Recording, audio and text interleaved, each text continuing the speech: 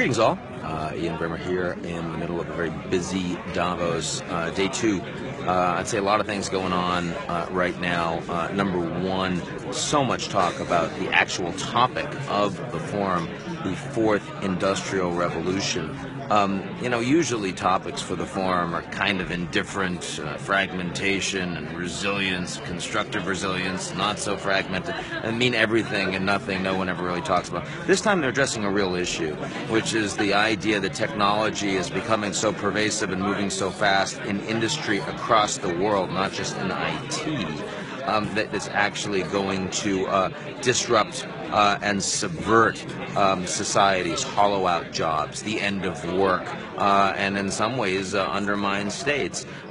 People are talking about it. They don't have solutions. I would say that the consensus is 5 to 10 years, and this becomes really society changing. And pretty much everyone in different parts of science and industry are giving that kind of a timeline. Some of it will work out, some of it won't. But either way, you're talking about millions upon millions of jobs. How do you deal with it?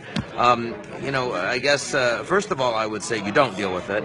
The only solutions that seem in any way engaged have been people that say there's going to be so much more money sloshing around that everybody benefits. When you ask, well, how? Well, what's the process? How would you start the process? How would you think about the process? We're not going there. And when I think about how strong special interests are, both in this organization and elsewhere, when I think about how comparatively disenfranchised people are and how unable they are to make major changes. Sure, I think that's a big problem too. And then when I think about what's already happened, I mean, the fourth industrial revolution is not really just about the United States and Europe and work and emerging markets. It's already happening in the Middle East, in Saudi Arabia, in Kuwait, in Qatar.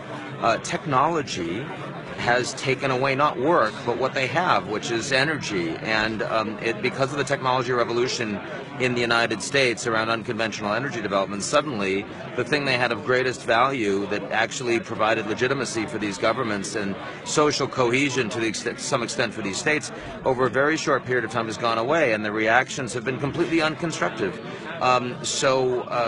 There's no reason to believe, frankly, that you're going to get it much better done in the developed world than you have in the Middle East, and I do worry about that. And I guess I would say that there's a risk that the fourth industrial revolution becomes the last industrial revolution, because it's hard to imagine a Westphalian state system actually being able to survive in present form the kind of changes you're really talking about. Central governments will not be able to effectively react. Now, that doesn't mean that the world falls apart in dystopia. It might mean that we just see enormous decentralization. Things don't get done in Washington, and governments effectively become much more federalized. Now, it's easier for a consolidated democracy like the U.S. or even like the Europeans. It's even easier for a country like Brazil, which has rule of law and which has relatively strong institutions. Harder to imagine the Chinese or the Russians doing that, or even weaker democracies among the emerging markets.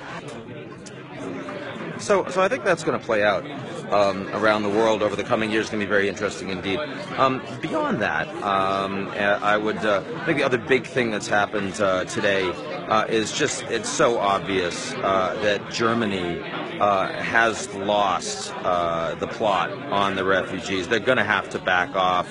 Merkel, of course, not here at home dealing with it, but the president of Germany, a non-political figure, is basically completely undermined her. Christine Lagarde's tried to provide support, but there's no one else doing it. The thing I've been trying to say to people here is